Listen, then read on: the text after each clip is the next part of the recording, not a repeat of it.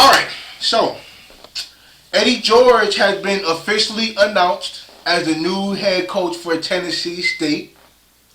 And in terms of where HBCU sports in general is headed in the next 4 or 5 years, it looks very promising.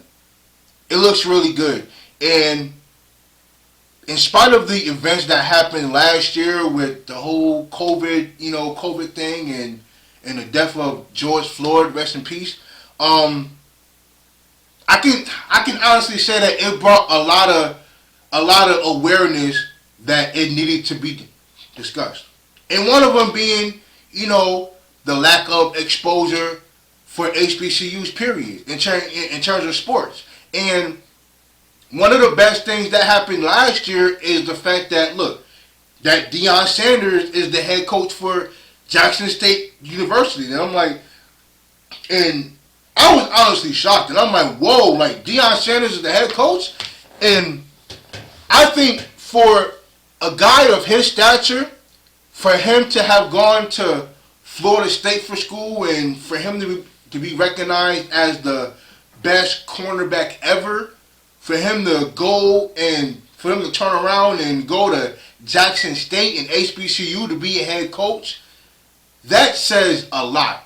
And it says to him, it says for him that he definitely sees the lack of exposure and he definitely wants to make a change. And I appreciate Deion Sanders for stepping up and being the start of trying to make a change to bring some awareness and some exposure to HBCUs all over.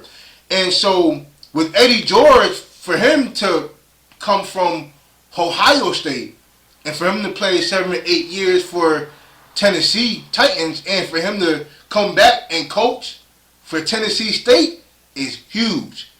Now, the difference between these two is that Deion Sanders has coaching experience. He's been coaching his boys since middle school, coaching them in Dallas. And then he gets a head coaching job in Mississippi. And then with Eddie George don't have any coaching experience. So it was real, I think it'll be real interesting to see how he turns out. But in terms of the recruits, I was hearing once Deion Sanders accepted the job, I'm hearing 4 and 5 star recruits denouncing wherever they announced to and going to Jackson State because Deion Sanders is well respected in the NFL. And for people to, turn down the big schools and having 3-star and 4-star athletes go to HBCUs, it's going to be a real sign of things to come. Like just, especially while school was closed, there were people transferring from Wake Forest and Syracuse and these other schools, transferring from those schools to going to HBCUs. You heard that Thon Maker's little brother committed to Howard. Hershey Miller, Master P's son, committed to Tennessee State. And we all, a lot of people who pay attention to high school basketball, we all know who Mickey Williams is. He's probably the top 2-3 recruits for the 2023 class in basketball. And he's talking about wanting to go to an HBCU. And imagine how the look of HBCUs, imagine how that will go. Now, a lot of people would say that, HBCUs can't compete with the upper echelon of D1 schools. Well, you got to think about this too. And what a lot of people don't know is, from like my senior year in college, I've seen Shaw University, an HBCU out of Raleigh, or Durham, North Carolina. I've seen that school win the Division II championship. And we're talking about March Madness, the big dance. I saw the women's basketball team win the entire Division II championship. Like, Now I don't know the last time an HBCU won the whole Division 1, Division 2 championship, but HBCUs can definitely compete. And in terms of resources, that all comes down to alma mater and donating to just donating to the school. And the reason why we can say that the big schools have more resources than HBCUs is because a lot of those people give back.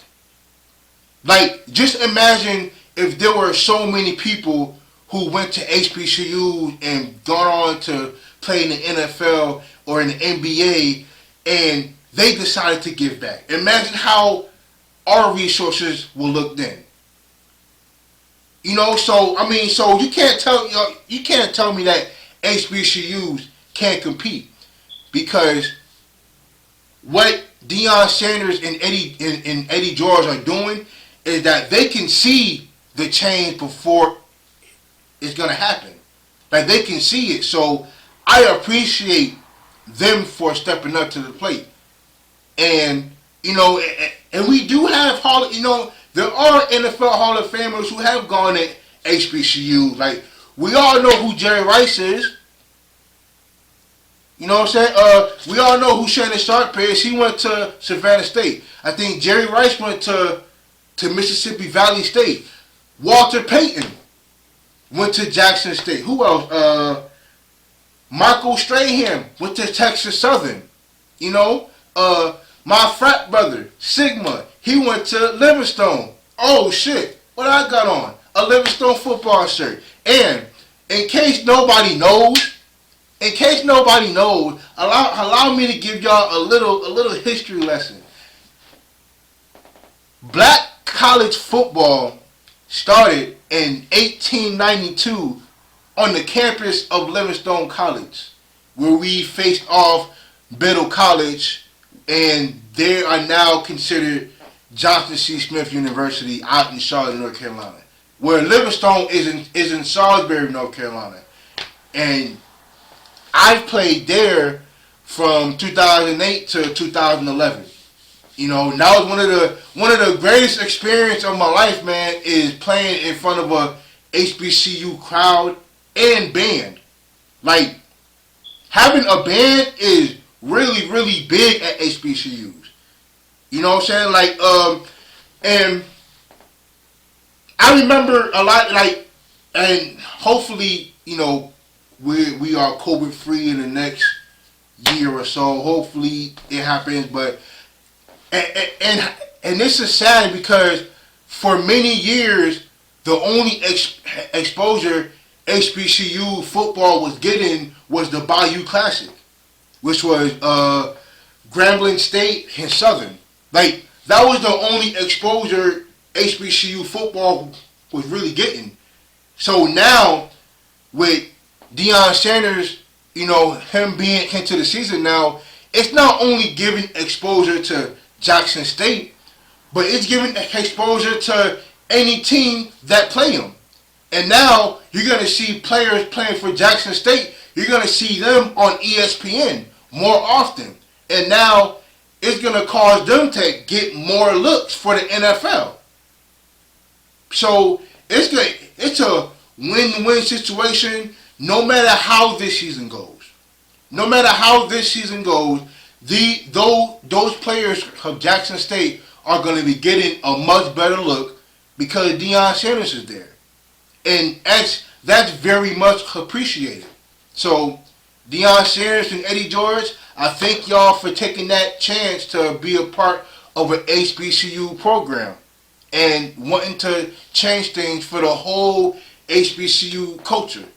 So, I appreciate that. And remember, man, hard work and dedication equals legacy. Your legacy will get you from point A to point B, man. I'm out, y'all. Peace.